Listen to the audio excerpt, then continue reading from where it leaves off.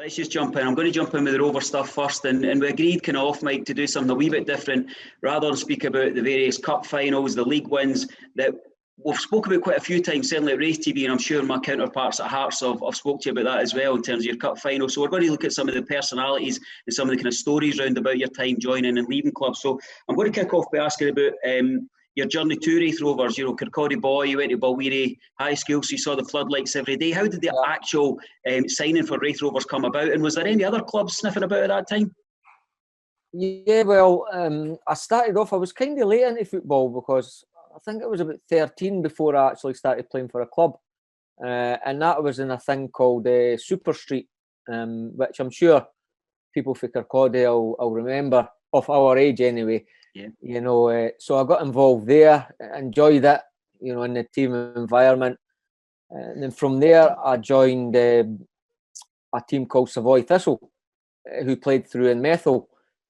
And I played there, and I got recognised there by Raith Rovers and at the time Dundee United. So I actually went up to Dundee United for about a month, trained a couple of times a week with them. And it was during that time that it was Alistair McElroy, who was the chief scout at Raith Rovers at the time. He approached me and said that Raith Rovers would be interested in me, and would I be prepared to come down, train, and possibly sign S form. For me, it was a wee no-brainer because, you know, it's my local team for a start. Also, the travelling was a wee bit of an issue up to Dundee with my dad, because my dad was a bus driver at the time and he was really busy. So he had to try and find the time for me to get up to Dundee to train with him. And at that time, you know, Dundee United were, you know, a really big team. It was a season that they played Gothenburg, you know, in the final.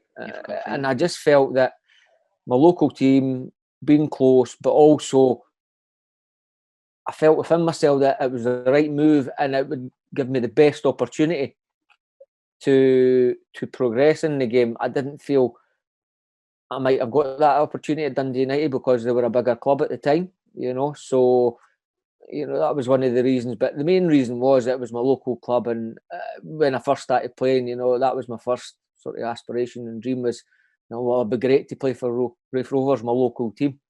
So to get the opportunity to sign S form, you know, that was great.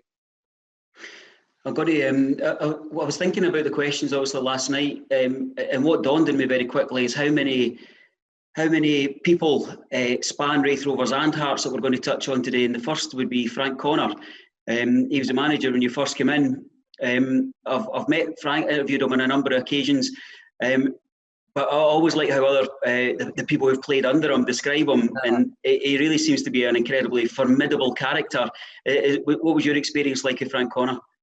His bark was just as bad as his bite, to be honest with you. You know, it was fantastic because you knew straight away there was discipline there. You know, he was really disciplined about everything. You know, the young boys realised that they had to work really hard and everything they done around the club. And, you know, it wasn't just about coming in and training. You know, it was everything else. It was how you approached the staff, the senior pros, you know, how you treated them. You had to treat them with respect, you know, first and foremost. And all the jobs that you done round about the place, you know, they had to be done right as well. And you made sure that. And if that wasn't done right, he came down on you like a ton of bricks. So that really moulded, you know, all us young ones in that squad at the time. You know, how you went about your job to get the best out of you in your career. I smiled at a line from Ronnie Coyle interview where he said that everybody was afraid of Frank except from Cammy Fraser, and I thought that the kind of picture in my mind of Frank and Cammy Fraser arguing with each other is certainly not a room that I would want to be in. No, and thankfully I wasn't in the room when that happened either, because I would have walked straight back out. You know, it'd be one of these scenes at the Beano and, you know, with Nasher and that, you know, just fighting. You see all the hands and the fists and that coming out, because both of them were fierce. You know, both of them winners, and the similar characters, and that's probably one of the reasons that you say that they did clash, because they both wanted the same thing. And if they felt that it wasn't getting done right, they'll let you know about it. I mean, every Rovers fan will look towards Frank and attribute him with putting in place all of the kind of groundwork for the next chapter that evolved in our most successful chapter across our history. Jimmy Nicol and Martin Harvey come in at the back of Frank. Can you tell us a wee bit about that pair? And I'm particularly interested in Martin Harvey, who recently passed away, but I'm always very much aware of the level of respect that all of the former players around about that time hold for Martin. What did he bring? He had a wealth of experience in the game. Of course he did, but it was a great foil, for Jimmy to have Martin. Martin for us young boys was fantastic. Look, everybody knows about Jimmy and what he done, but Martin was fantastic, especially to us young boys, because we always went to Martin before going to Jimmy if there was anything we wanted to know, and he was always there to give us his experiences. And if we were feeling something wasn't quite right, Martin would be the one that would be able to talk to you and make you understand what was needed, if you weren't playing. And he would be the one that would say, look, maybe you need to work on being able to take somebody on a wee bit, moving the ball quicker, things like that. He'd be the one that our young boys, all our young boys would go to speak to try and get information out of. And it was a great foil because, Jimmy in and around the place was all fun and laughs, but at the same time, when you worked. Yeah. A shoulder to cry on, I would say, is what Martin was to us. But at the same time, he'd soon let you know about it if you weren't pulling your weight. So yeah, I mean, both of them they bounced off each other, and the success of any team is down to to start with the management team and how well they work together. Similar to Billy Brown and Jim Jeffries at Hearts when I went there. Very similar types of pairing. I've got a question on that. Can I mark a wee bit later? But I'm always struck, and of course we've got it just now with Paul Smith and John McGlynn with a period ill health for John, and Paul just kind of was able to step in and just keep the same rhythm going because of that kind of synchronicity about them. In terms of you mentioned about a kind of shoulder to cry on. I wonder if there was times where you might have needed that because of the dressing room that you were part of. Kind of somewhat, I was going to say legendary, but almost kind of mythical dressing room in terms of the pranks and the nonsense that the stories come out at sportsmen's dinners, at post-match interviews, when former players come and visit Starks Park. Were you ever on the wrong end of any of this nonsense? No, really, because I try to make sure I didn't get any of the senior pros any ammunition to have a right go at me. It was a really good dressing room, and I mean, if you speak to all us young boys at that time coming through, we all knew, walking into that dressing room, we had to bring something to the game. Otherwise you'd drown. You know what I mean? It's a sink or swim. But at the same time, the minute you did do the right things, the experienced boys were there. Say brilliant. You're part of it. You're earning your right to be in this dressing room. The only thing I could really bring up and say that in a game, if Sean Dennis was ever in the bath that we used to have, the big bath at the time, if Sean Dennis was ever in that bath before you didn't bother. You went home and got bathed in the house because the things that he would do in that bath, I couldn't repeat on this. Did your kind of loan deal at the start of signing for Raith Rovers, it was Sligo, was that really important for you then, in terms of, you say that you come into an established dressing room, massive characters that we all know about, and it was kind of sink or swim? Did that toughen you up to the extent that you were ready? It was one of the best things that Jimmy done, was putting me out to Sligo to learn a bit of the trade. At the time when I went out there, I was a striker as well. So the first thing I realised that I had to do was I had to move the ball quicker for a start, because I remember my first game I came on as a substitute with about 15 minutes to go. And my first touch, I'd taken a couple of touches and I got absolutely smashed by this centre half. And I thought right there and then, I've got to change my game a little bit because I can't keep taking too many touches because this is going to happen. So from there, I developed, obviously, try to cut the amount of touches I had on the ball.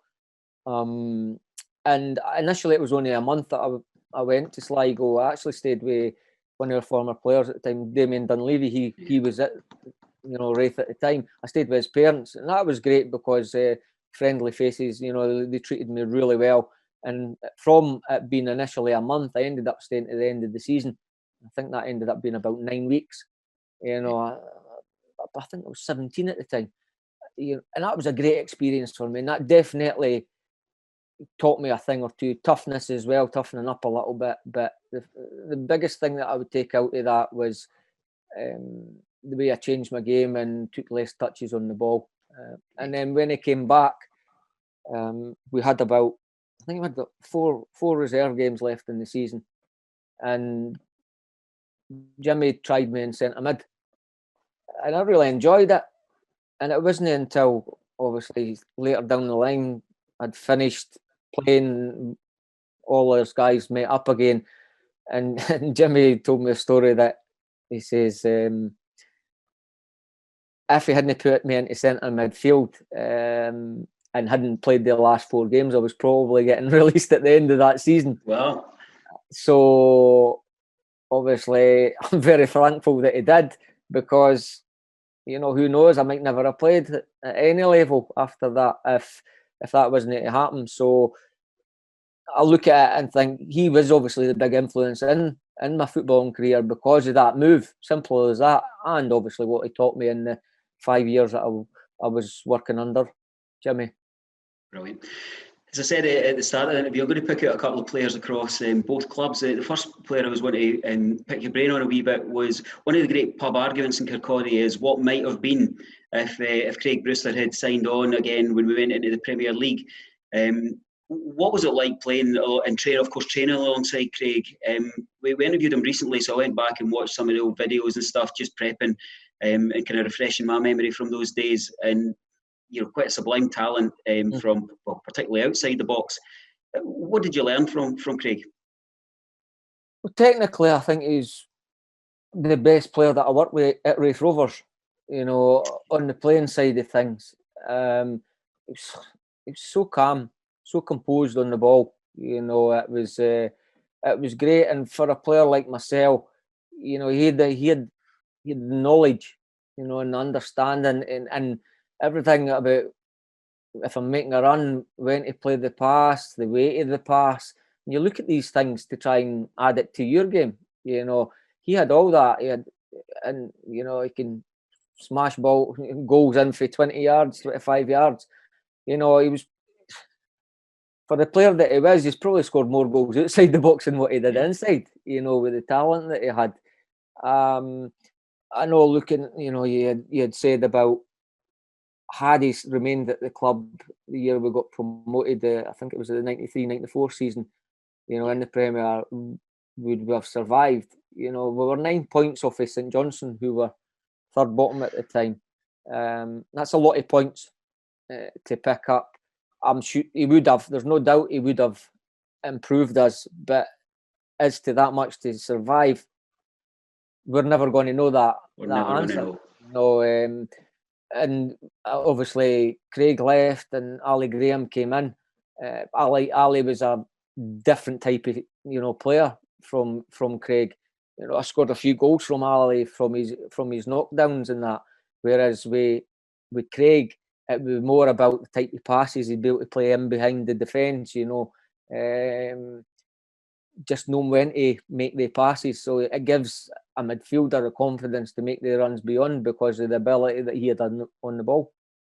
Yeah, you mentioned Ali Graham there, and I'm going to kind of touch on the Coca-Cola Cup run a wee bit. Obviously, Ali got us off and flying with a hat-trick up at Ross County, but I'm going to ask about your own hat-trick against Kilmarnock. Only maybe about 18 months or so ago, the videotape finally turned up, so we could actually see some footage. I never thought I would see that overhead kick goal again. I'm assuming that you've seen it many, many times, rescued from the McGregor lounge. Thanks to Willie for that. Yeah. Did you get that much ball? Did you ever score any other hat-tricks? What do you remember about that particular victory against Kilmarnock? Yeah, well, if we go back to my Sligo days, it came down to the last game of the season. We needed to go to Drogheda and win to stay in the Premier League. And we won 3-0 and I managed to score a hat-trick. So that's the only other hat-trick I've got in my career other than the Raith Rovers one against Kilmarnock in the Cup. It was a nice way to leave the club, you know. So that was great. The hat-trick against Kilmarnock, it's funny because it was in the earlier rounds, as you say. You know, if you look at the story of the cup run and that, we really don't go into it until you get to the quarter-final, which is, right, I suppose, right, because you're coming up against, you know, getting to the nitty-gritty, the quarters, the semis and the final. But in that game, yeah, just everything I hit went in. You know, it was just one of the games. Very different goals. You know, I think the first was a volley. The second one, obviously, the overhead kick, probably the best goal I've ever scored in my football career, which would be easy to say, you know. But again, we touched on, you know, what Ali Graham gave to me personally, you know, and that's what it was. If the ball's come up in the air to Ali, I knew I could make a run, and Ali got his head on it, but it was just obviously slightly behind me. And it's one of them that it's just instinctive. You just go, right, okay, I'll try it. And I, as soon as I hit it, I thought, that's going in, because I caught it. I couldn't have caught it in the sweeter, you know. And then obviously the third was just a wee ball through, and I've managed to nick in and put it away. So it was great because at that time, you know, you don't know the significance of what it was going to be. But again, we were a first division club. Kilmarnock were a Premier club at the time, you know. So it was a big scalp to us, and it gave us a lot of confidence for the remainder of the competition. In terms of the remainder of the competition, I mean, the man of the match in the cup final, David Narey, the only person who's refused to be interviewed by RaithTV on a number of occasions and has told us, I'm never ever going to say yes. So I'm interested in your view. I have to say, he said it very politely and kindly. Last time we tried, I think, was at Ronnie Coyle's benefit match, and he had Gary Pallister behind him, and he said he'll do an interview, and we ended up with Gary Pallister instead of Dave Narey, which was great. But it was the Dave Narey. What was he like to be in and around? Because not only that cup final, but that particular season, it was an incredible kind of Indian summer that he had with us. Well, basically his character was exactly what you've just spoke about there. You know, he didn't shout about what he'd done. You know, he just went about his job quietly. But in terms of, you know, what the experience he brought, and more at the point, the calmness he brought to the whole squad, you know, with him being on the pitch, he was always in the right. I mean, he could have, I don't know what age he ended up playing to, but he could have played till he was 50. You know, such as the way he was able to read the game, and even when he was on the ball, he was good on the ball, composed on the ball. Midfielder, it's like, oh, great, I'm going to get a chance to get in the ball here, because you know, he'd rather play a 10, 15, 20 yard pass than play the long raking balls, you know. So all that, and as I say, man of the match, understandably, because of the calmness he brought to everybody else, you know. Cup final for Raith Rovers, you know, I might never get that chance again, you know, as his players, and he was just going on as if it was just a Sunday game in the park, you know, and that rubbed off on us, I think. Yeah, I think it's the semi-final. It was the famous story of him getting left back in the hotel and somebody having to drive back because he wasn't on the bus as well. So thankfully somebody did get by and get him in time. But he wouldn't have been shouting about that, you know. They'd been, well, you forgot about me. Thankfully he came back. Absolutely. Turning over for our Hearts viewers that are tuning in, my first question isn't actually about a game or a player, etc. It's actually about Tynecastle Stadium itself. I mean, it's a stadium that I think, as a football fan, you think if a football fan was to design a ground, that's what it should look like. I think universally acclaimed for its atmosphere, its proximity to the pitch. It's got a nice kind of aspect to the stands, so the fans are almost kind of part of the game. What is that like to be in the middle of the kind of Goldfish Bowl, playing in a derby or a big Old Firm game, something like that?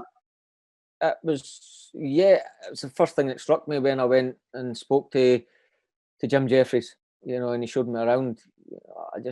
I like the feel of it, you know, it was for me, it was the right time to move in my career. You know, Hearts a big team. It was the right move. It felt right. Jim explained what he was trying to achieve at the club and how he was going to try and build it. And I liked the sound of it. And then obviously playing there, it's probably the best stadium I've played in terms of atmosphere for our stadium. You know, for a player, and especially every player's different, but for me, it gave me an extra lift going out and playing there. You know, the supporters, fantastic supporters. But again, they were fantastic supporters because I think for me personally, because every game I played, at least I like to think every game that I played, I gave everything for the club. You know, and I feel I've done that throughout my career, and that's why, you know, whenever I go back to, like, say, Starks Park, you know, Tynecastle, Molyneux down at Wolves, I always, you know, get pats on the back and say thanks for your time here. And it's because the way I try to go about my job. And at Tynecastle, you know, them on top of you, they felt like an extra man sometimes. You know, it was really good. You were right in amongst it. And if players can't play in an atmosphere, they shouldn't be pulling on a jersey and playing. Is there a particular game that stands out? I mean, I know relatively early in your time with Hearts, you scored a double in the derby, which would obviously pay dividends. But what about, you know, a game where, as you say, that you felt that the fans played a part in the 90 minutes? Yeah, well, obviously that derby one was at Easter Road, so I did. Yeah. You know, in terms of Tynecastle, but Tynecastle, easily the game that sticks out in my mind was the year that we won the Scottish Cup, and we were challenging Rangers and Celtic for the league, and we had Celtic at our place, and we were losing, and I think it was 90+2 or 90+3. Josie Katongo equalised for us, and the noise, you thought the stadium was going to collapse. Honestly, it was absolutely bedlam. What an amazing atmosphere it was, and the noise was deafening. Tell us a wee bit about the derby fixtures that you've played in. Did you have a special kind of relationship there? I mean, we've spoke previously. I think the Fife derby is one that certainly the kind of more kind of Glasgow-based media seem to completely overlook. But if you're from our part of the world, then you absolutely know how important it is. How do they compare? Are all derbies just unique games, or is there a theme? Well, the derbies that I've been involved in, you know, Raith, Dunfermline, Hearts, Hibs, Wolves, West Brom, they all had the one thing that probably most derbies do have, and that's passion, atmosphere, and hatred, rivalry, you know, amongst them all. And you're right when you say the Glasgow media, people west, don't really care about the east side of things, to be honest with you. And that's a wee bit of a shame because, you know, Rangers and Celtic's not just Rangers and Celtic, you know what I mean? But yeah, I mean, in terms of atmosphere, fantastic atmospheres at all these clubs that I've played at. I wouldn't put anyone higher than any other ones, you know, whether it be 5,000 fans, 6,000 fans at the game, whether it be 18,000, whether it be 35,000.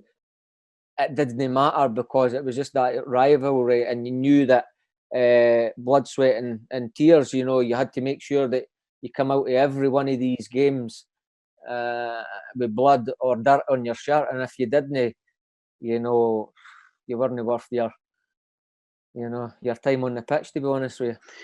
I'd like to ask you about a particular Hearts player. You know, I've grew up in a family where Torino are our second team, so I knew Pasquale Bruno before he came to Hearts. I very much knew what you were getting. There's some quite infamous footage of the Turin derby of him being, you know, kind of ragdolling Lentini over the pitch to try and get the referee. Go and tell me a wee bit about this lad. What was he like on the field, off the field? What did he bring to the dressing room? With the heights that he had reached, but also the kind of somewhat ferocious competitive nature that he had. Yeah. That's the competitive nature was the thing that stuck out more than anything else. Here was a guy that would bite his granny to win a game of football. You know, he would do whatever it took to win a game of football. And if he felt that, you know, during the course of the game that somebody was doing too much against us, if he couldn't get to them, he'd be telling the rest of us, make sure you get him. Leave one on him when you can. He's influenced the game too much. And he could pinpoint, right, here's the danger. There's the danger, man. We need to snuff him out to have any opportunity. That comes through experience, obviously. And he's another one that had composure.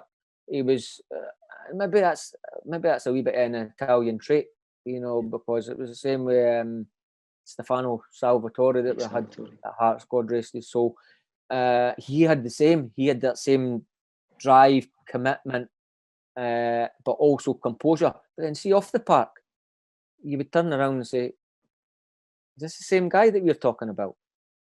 Because if you met him out, you're at a restaurant, he would be nice as ninepence to you, he would have all the time in the world for you, you know, but then I'm just glad he was in the same team as me and not against, because I don't think I'd have liked to have played against him. I was introduced to him probably about this time last year over in Turin, and I have to say, he looked every bit as intimidating outside the stadium as he did in the match footage I watched. I thought about asking him about Hearts or Cowdenbeath. I actually just chose to shake his hand to say all the best, and we'll chat later.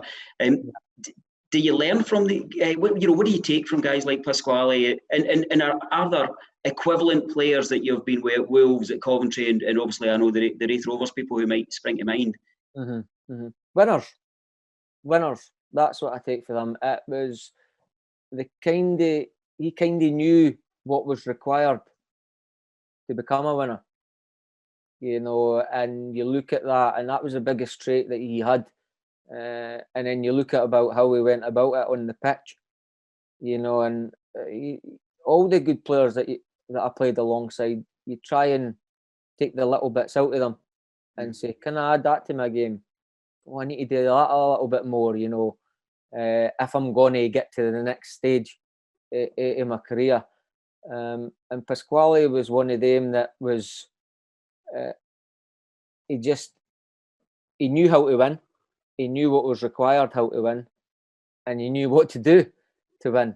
They're three great things to have, you know. So definitely it was the will to win and how to win that I took out of my time playing alongside Pasquale.